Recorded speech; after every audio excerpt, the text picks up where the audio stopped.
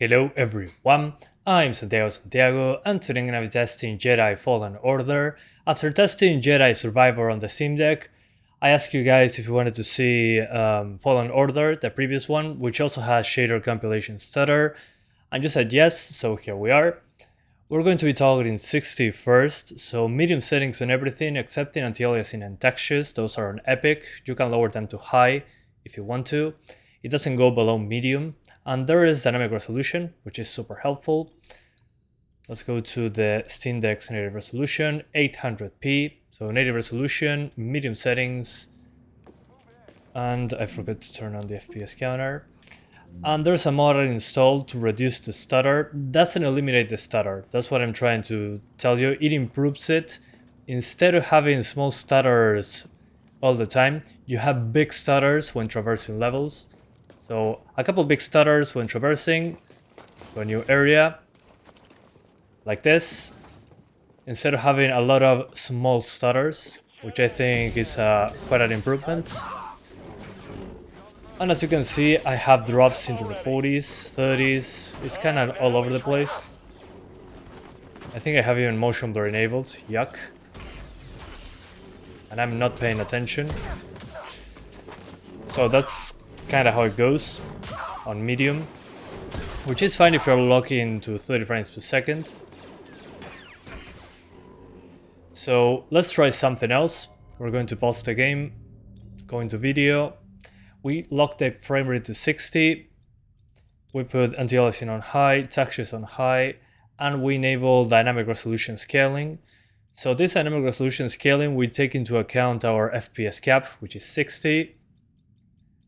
And this should give us a higher frame rate, basically. Let's see, we went into the 30s, now we are into the 40s. Okay, I think I locked the frame rate though. Did I? Yeah.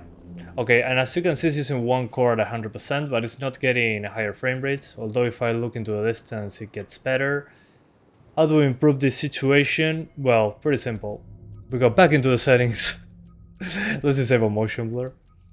And we lower the resolution to 720p. Now we have bars at the top and bottom of the screen, but we have a few extra frames. So now in an open location like this, we're into the 40s, so 60s is not possible, unfortunately, even with dynamic resolution. In some levels you can, but in bigger places that's not possible. So let me show you the settings I would use personally. We select 45 in the max FPS. We put everything on high, like this, the high preset. We keep dynamic resolution on.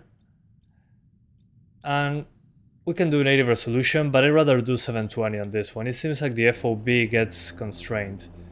And this will give you basically 40s. Some drops here and there. But it's targeting 45 FPS with dynamic resolution. And it looks pretty good, actually, on high settings. And then you just go into this menu and it will allow you to lock it to 40 Hz, the display. And once you select 40 Hz, you're going to be able to lock it to 40. So you go here, you lock it to 40. And you have lock 40s across the board.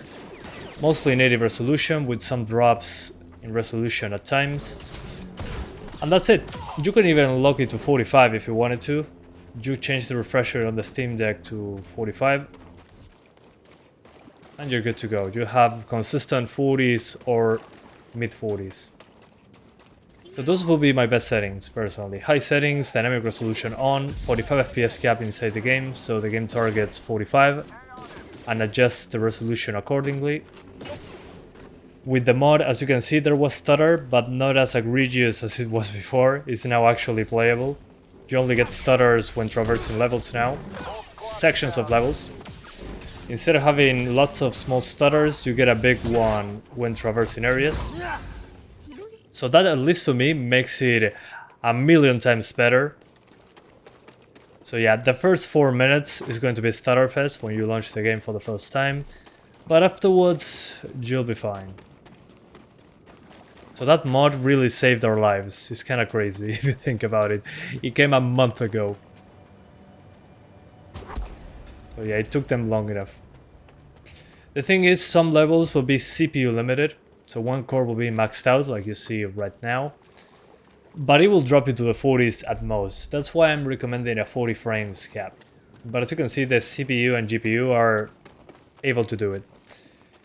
So that's the 40 Hz configuration, which is my recommendation. Let's do the 30 Hz, the 30 FPS configuration.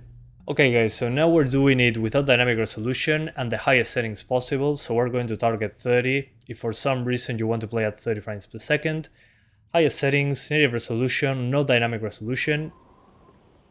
With these settings, we're getting upper 30s. Sometimes in some maps, it might drop into the upper 20s. That's why I recommend sometimes dynamic resolution. And unfortunately, my advice here would be to lock it using the Steam Deck's built-in FPS lock, which feels the input lag is real on this mode. So I recommend, if you can, well, there we go. Those big stutters, as you can see, guys, in the past without the mod would be a lot of small stutters as I traverse ahead, basically. That's what I'm trying to say.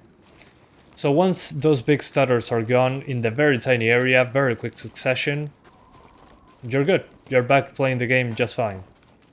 Which is a whole of a lot better than having lots of small stutters every once in a while, at least in my opinion.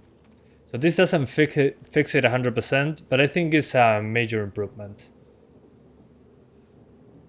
So yeah, let's play a little bit using my optimal settings. So again, the optimal settings is basically lock it to 45 in here, enable dynamic resolution, put the medium graphics preset, shadows, yeah, I'll keep that the same, anti-aliasing on epic, textures on high or epic, and the rest on medium, dynamic resolution, 45 FPS lock,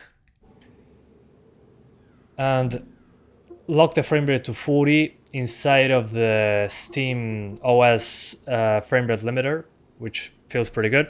So you lock the screen to 40 Hz, put a 40 FPS cap, and the game will look great. Basically. You'll be mostly into the 40s. Although some sections will look very pixelated, like this one. Because it's trying to get to 45 FPS, but it's failing to do so. So yeah. But it works pretty well. Just, again, my advice, lock it to 40, use dynamic resolution, and the 7-inch screen looks pretty good. I've been playing it for a few hours like that, and it's been a great experience. And again, at least in my opinion, that mod is mandatory to enjoy the game now. Instead of small stutters every few seconds, you get big stutters in some new areas, once you arrive to new areas. LMAO. And well, as you can see, it's way more playable than the new one, which is no surprise. It came out a few years ago, this one. Ah, that thing is alive.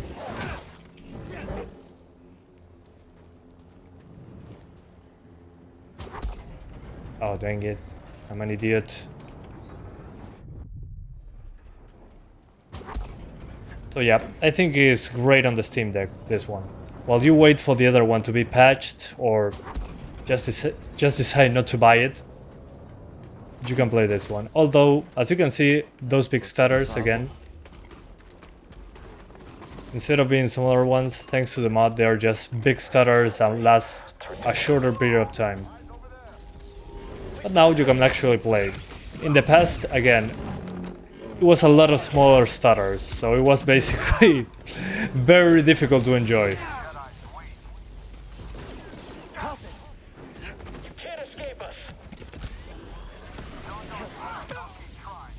Okay, they're doing friendly fire. Let's see if I can do this with a rocket. No, I cannot.